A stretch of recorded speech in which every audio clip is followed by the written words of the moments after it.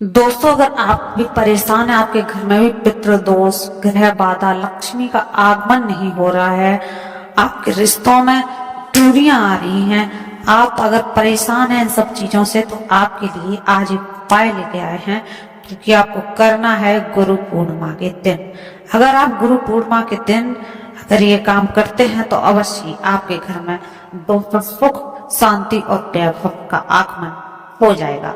तो दोस्तों चलिए वीडियो को करते हैं शुरू। चैनल पर नए हो तो कर लीजिए सब्सक्राइब, बेल आइकन दबा लीजिए। तो दोस्तों, गुरु पूर्णिमा पर अब की बार बहुत ही अद्भुत संयोग बना हुआ है। दरअसल इस बार गुरु पूर्णिमा के दिन गुरुवार है। गुरुवार 10 जुलाई को गुरु पूर्णिमा का पर्व इस बार मनाया जाएगा। पूर्णिमा पर भगवान विष्णु और उनके विभिन्न स्वरूपों की पूजा का सबसे ज्यादा महत्व शास्त्रों में बताया गया है। तो अब की बार गुरु पूर्णिमा गुरुवार को होने से इसका महत्व और बढ़ गया है। अब इस शुभ अवसर पर यदि आप अपने घर में यह एक काम करवाते हैं, आपको इसका कई गुना लाभ होता है। चलिए जानते हैं गुरु पूर्णिमा पर क्या क्या फायदे होने हैं अगर आप यह काम करवाते हैं। तो दोस्तों, गुरु और गुरु दोनों ही बता देते हैं आपको एक साथ पढ़ के। गुरु पूर्णिमा का दिन आध्यात्म, श्रद्धा और आत्म विकास का पर्व। वहीं गुरुवार बृहस्पति देव का दिन होता है, जो धर्म, नीति और सुख शांति के प्रतीक है। इस विशेष दिन घर में श्री सत्यनारायण भगवान की कथा करवाइए। अगर उससे आपके घर में न केवल वातावरण में सात्विकता और सकारात्मक ऊर्जा आती है, बल्कि घर में लड़ाई, झगड़ा, तनाव, कलेश जैसी सभी समस्याएं दूर होती है। यह पूजा गृहस्थ जीवन में समझदारी, सौहार्द और परस्पर प्रेम को बढ़ावा देती है। बच्चों और बुजुर्गों के स्वास्थ्य में भी सुधार आप देखेंगे। तो दोस्तों, आपको ये काम करना है गुरु पूर्णिमा के दिन, गुरुवार के दिन आप अपने घर में सभी बंधु बांधवों को बुलाकर एक बार भगवान सत्यनारायण की कथा अवश्य कराइए। कोई दोस्तों ज्यादा खर्चा नहीं आता है। अगर आप 500-1000 रुपये भी खर्च नहीं कर सकते हैं तो आप खुद अपने हिसाब से कथा कर लीजिए अपने घर वालों के साथ। तो दोस्तों, नंबर 2 पर है, इससे आपकी आर्थिक बाधाएं दूर होकर लक्ष्मी का आगमन होता है। सत्यनारायण भगवान को धन, वैभव और समृद्धि के रक्षक माना जाता है। गुरु पूर्णिमा जैसे शुभ दिन घर पर कथा आयोजित करने से रुके हुए कार्य पूरे होने लगते हैं। दोस्तों, नौकरी और व्यापार में आ रही अड़चनों का समाधान मिलता है।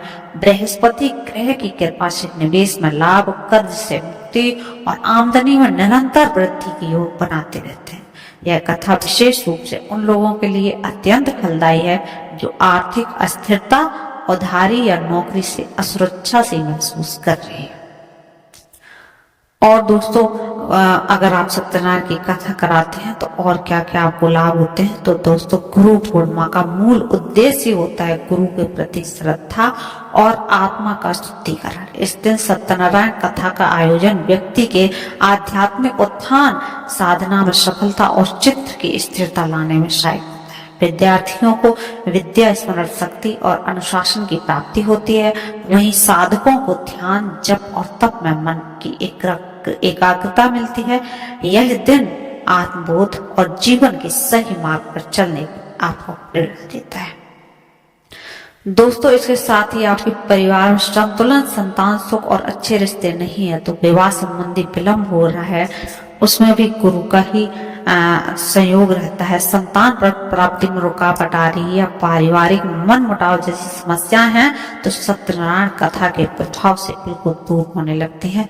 यह कथा घर के हर सदस्य के जीवन में शुभ संकेत, मेल जोल और आत्मीयता लाती है। विशेष रूप से उन दंपतियों के लिए यह कथा अत्यंत शुभ है जो संतान सुख की कामना रखते हैं या पारिवारिक जीवन में स्थायित्व चाहते हैं। इस दिन पूजा सास, बहू, पति, पत्नी और संतान के बीच संबंधों को मधुर बनाती है। दोस्तों इसके साथ ही पितृ दोष, ग्रह बाधा और स्वास्थ्य समस्याओं से मुक्ति मिलती है। गुरुवार और गुरु पूर्णिमा पर सत्यनारायण कथा कराते से जन्म कुंडली की बृहस्पति दोष, काल सर्प दोष और पितृ दोष, अन्य ग्रह बाधाओं का काफी प्रभाव हद तक कम और शांत हो जाता है। यह कथा पूर्वजों की आत्मा की शांति और तृप्ति के लिए अत्यंत कल्याणकारी मानी जाती है। साथ ही यह मानसिक बेचैनी, बार बार बीमारी या घर के किसी सदस्य की अनसुलझी समस्या को दूर करने में दोस्तों सहायक होती है।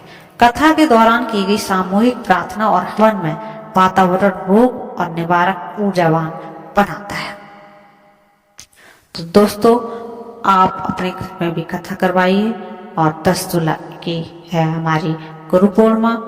फिर दोस्तों मिलते हैं अगली वीडियो में। तब तक के लिए चैनल पर नए हैं तो चैनल को कर लीजिए सब्सक्राइब। अगर आपको सत्यनारायण व्रत की कथा जाननी है तो आपको अगली वीडियो में अवश्य हमारे चैनल पर मिल जाएगी।